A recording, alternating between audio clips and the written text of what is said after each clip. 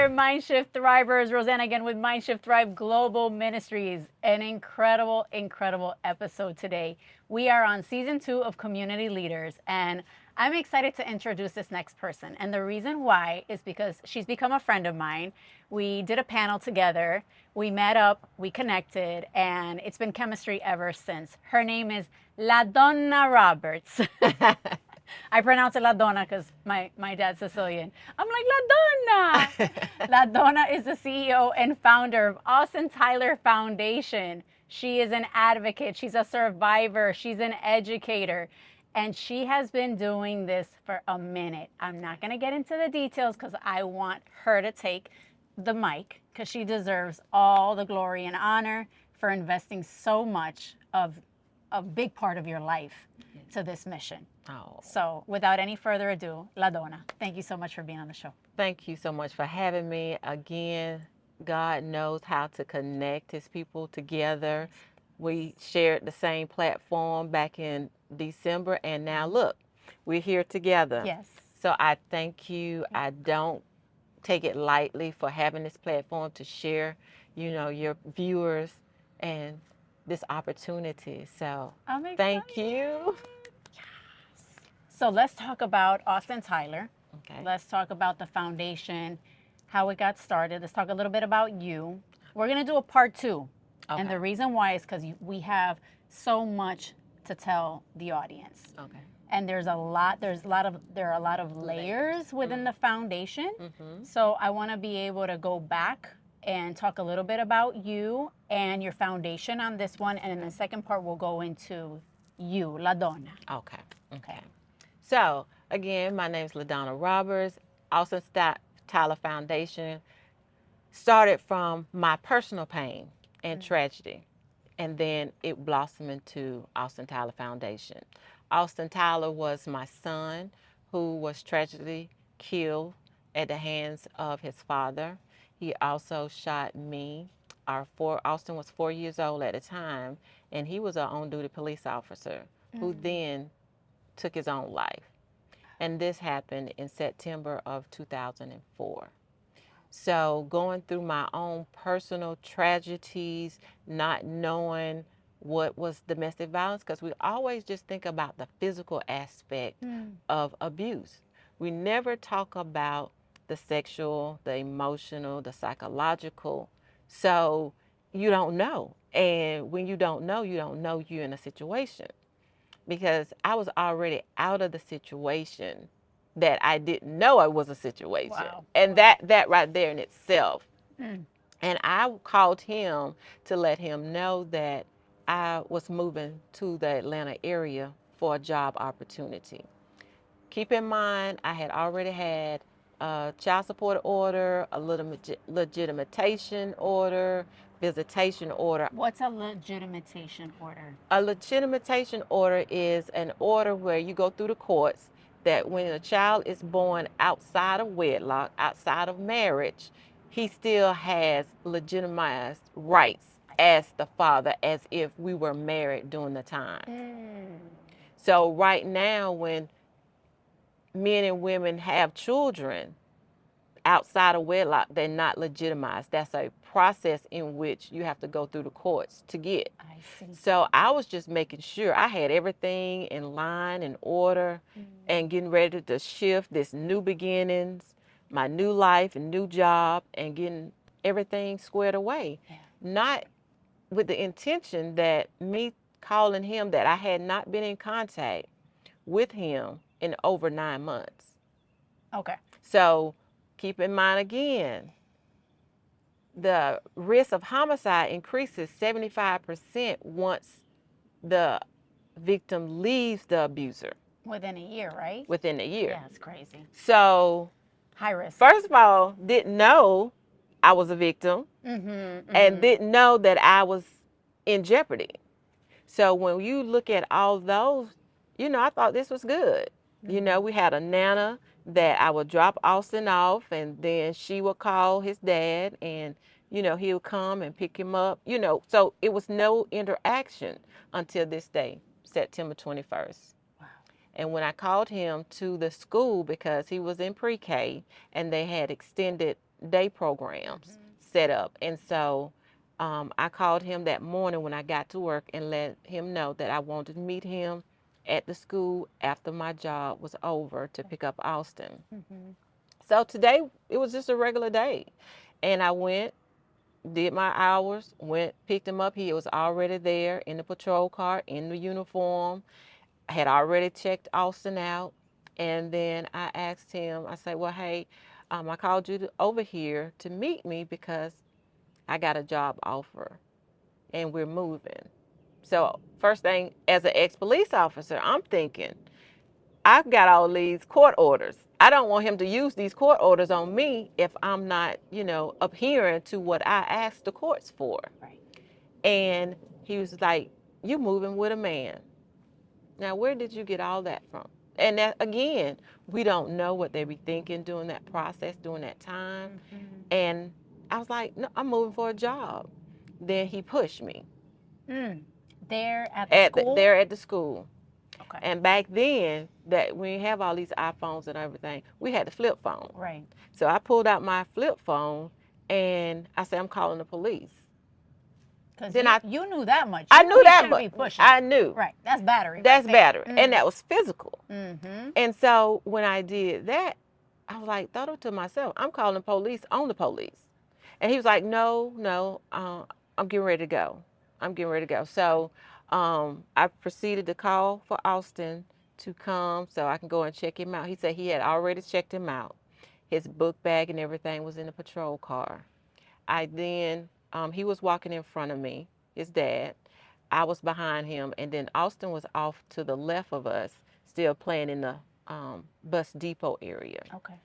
Once I turned my head to call for Austin, his dad turned around, pulled out his Servers 45, shooting me once, oh my God, walking past me, calling out for our son, shooting our son before he committed suicide.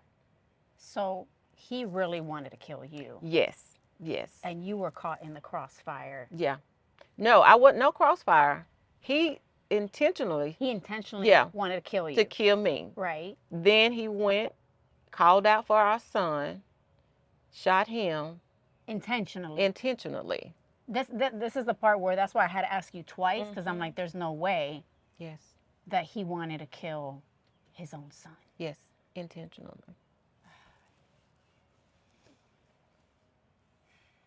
Yeah.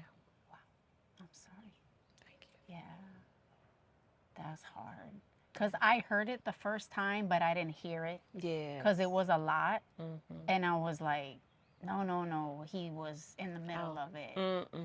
Yeah, that's why I asked you. Yeah. Okay. No, intentionally wanted all three of us to die that day.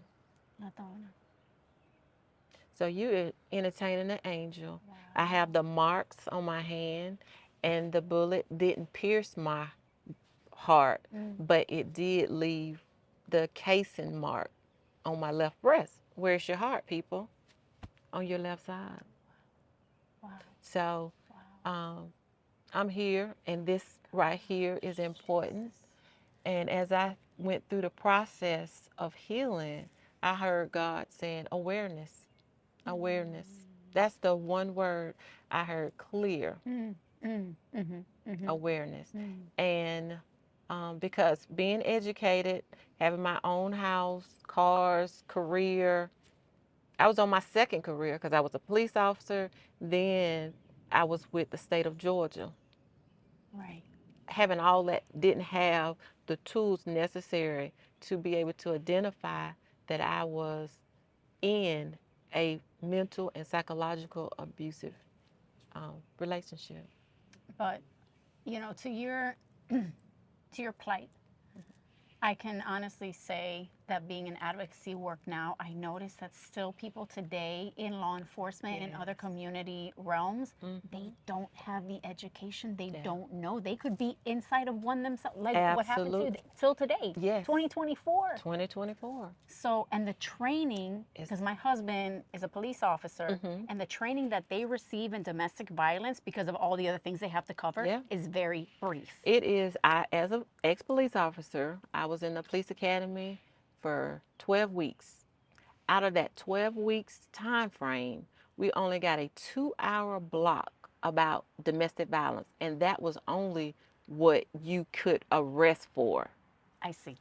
So they don't go in depth. And Right. as a police officer, you're a counselor, you're a minister, a priest. You are The front line. line. You're the first person they see the first person. for protection. But you don't or are not equipped with all the needs and the training necessary for you to give this individual what they need. Right. And they only give a psychological exam only once. And that's when you get on. And I can remember in April in 96, my first ride by myself alone after my field officer, I was turned loose in my own car. Mm-hmm. It was a suicide. Hi, Ladonna. That age. Oh, how old were you? I 21. Oh, God bless you. 21. Oh, my God. Not even knowing any of that. The dynamics, the mindset. They ain't say get no counseling. They didn't say anything what you need. Yeah. So that's one area I want to get into, the law enforcement, the training, develop a curriculum. That's great. To give the police officers education. Yes. And let them know that this wife or girlfriend or whoever it may be may not know. You don't know that it takes a woman 7 to 9 times before she leaves her abuser. Oh, yeah. So as a police officer, you coming up on the scene, guess what? You don't know if this is her first, her fifth, or her ninth. But you know, if you know those statistics, you'll be okay. You can just provide some information in the area. Do you know who's the shelter in the area, or who service, or what the resources is? We can put those in those patrol cars that they can have just pull up, or just to be able to give the person when you separate. And again, they may not be ready to leave. 1 out of 4 women will be abused in our lifetime. Yes. So these statistics is only showing what is being reported. That's what I was going to say. Because you and I know yes, ma'am, that it could be 2, maybe up to 3. If everybody comes out and tells the truth, yes, this is happening more than we could ever imagine. More than we imagine. I know. More than we can imagine. So with all of that, having to transition back to Florida to get healing, because I had casts on my left hand, pins in my right, and of course a shattered heart. The process in which I had to go to develop to get to where I'm at here. Did you have family and support? Oh yes. 3 things that God showed me through this process is identifying I have a relationship with Him first and foremost. The second one was identifying. I had to admit that I was a victim of domestic violence. And your platform could be whatever. However, the third one, and equally as important, is the support. Yeah. Because I deal with women so rarely that they don't have anyone to support. I am the only support. Wow. To walk them through. Oh, yeah. That's very common. That's very common. To walk them through the process of what to do, jobs. And they've been totally dependent on this man, this caregiver, so to speak. Not to mention that it's 1 out of 7 men that are being abused. So that gap is because the men, you know, they macho, they don't want to feel shame, embarrassed. The same concept, but they're not speaking out as they should as well, because it is happening with men. Yeah. It is. I agree.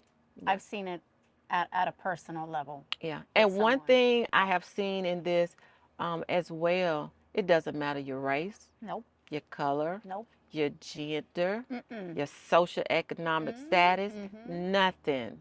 It knocks on everyone's door. That's right. That's right. Everyone. That's why so God said awareness. Awareness. That was like the permeating word. That was a theme. Yes. And then, so what happened? Like in that moment, He just kept saying that in different in different aspects of me talking with others and dealing with counselors and all this other stuff, it just was awareness. Okay. And then he put it together. Start with awareness, but make prevention your priority. Okay. And so I went and asked people like, hey, what you think about me starting a nonprofit domestic violence foundation in honor of Austin? I was like, yeah. Didn't know anything about it. Didn't have no clue on what to do, what to start, how to start it, whatever. I hear But you. when I tell you, when he gives you a vision, he gives you the provision. He aligns the people in the place where you need to be. When you come to a crossroad, don't worry, he got somebody waiting for you. And that's how it went.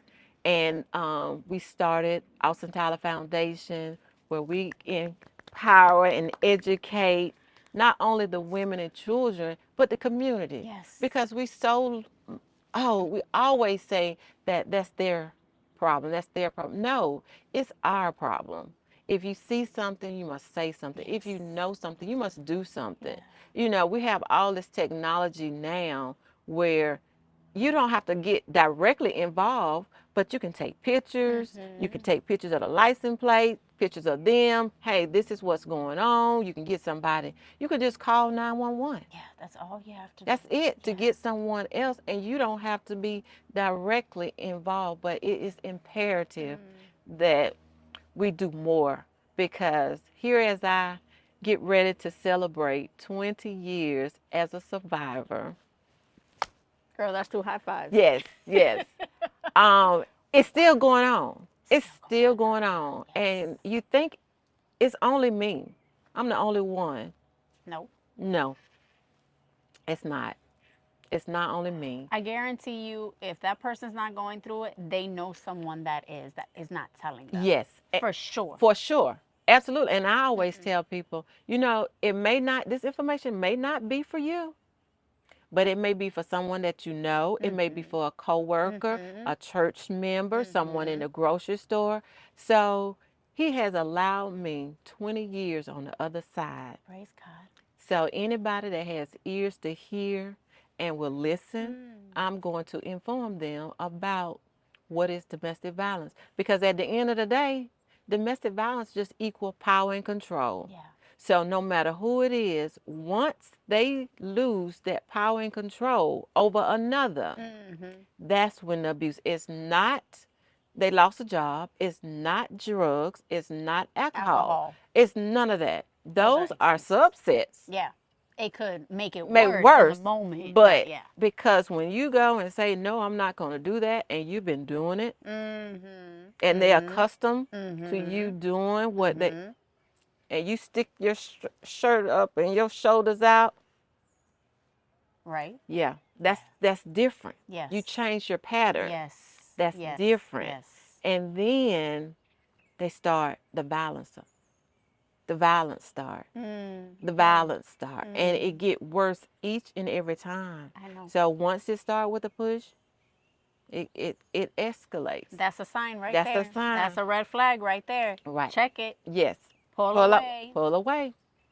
Pull away. That's why you got to get to know people first. And so many of us, we fall in love. We get married. We get shacked up.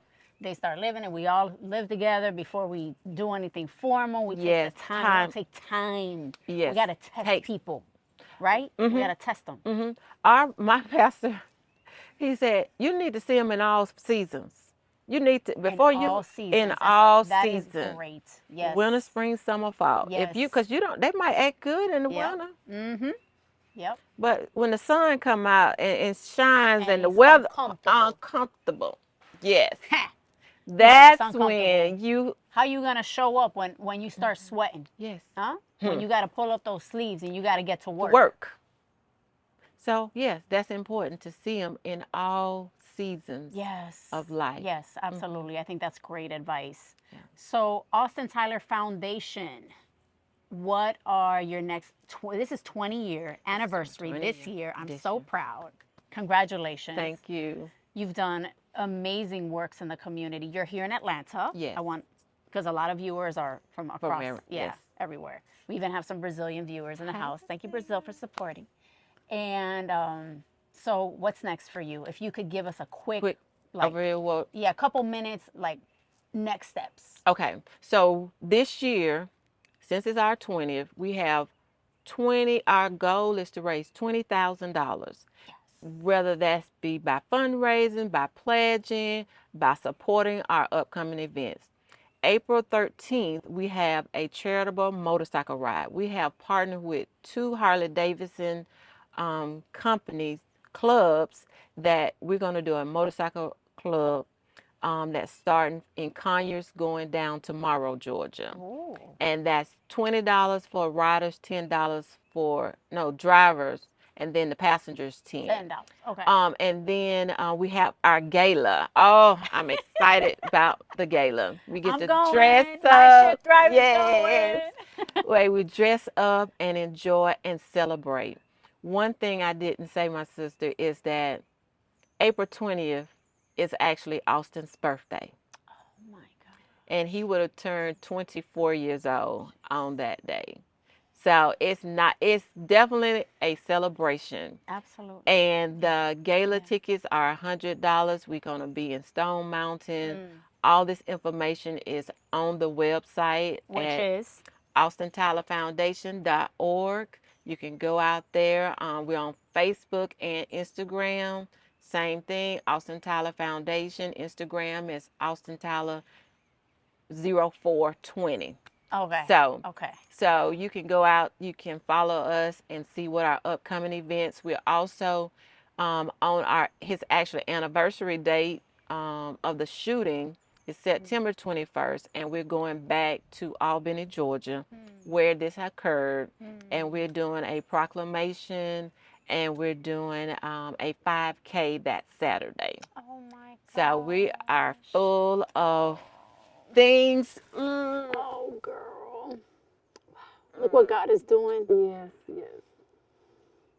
I'm so proud of you. Thank you. Yeah, I know God's proud of you. That's already a given. Yeah. I'm here with you. Yeah.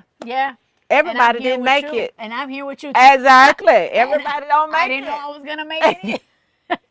And you got to do something with that pain. You got to do something. It birthed a purpose. It birthed a purpose. So thank you again, sweetheart. Appreciate you. Appreciate what you do in the community. Keep striving forward. Yes. We're going to 21, 22, 23, 24. It's not going to stop. It's not going to stop. Only get better. That's right. That's right. Thank you again. Thank you for this opportunity. You. God bless you. Thank you. And your ministry. Thank you. I can't wait for the gala. Yes. It's been an incredible episode, everyone. Please check out their website, AustinTylerFoundation.org. Support them. Donate. They are going to have a gala. They're going to have a fundraiser. They have an extremely ambitious goal this year that I know that you can have a little bit of space there in your heart to give, because what they're doing is real. It's an impactful situation where everyone needs to understand how to advocate. People need to understand what the information is like so they can give it to the survivors, community leaders. These are the things that she's doing, and she's living proof of it. She's working in action. She's doing the groundwork. So please support this incredible foundation. We love you, survivors. Until next time, God bless and stay safe. Mwah.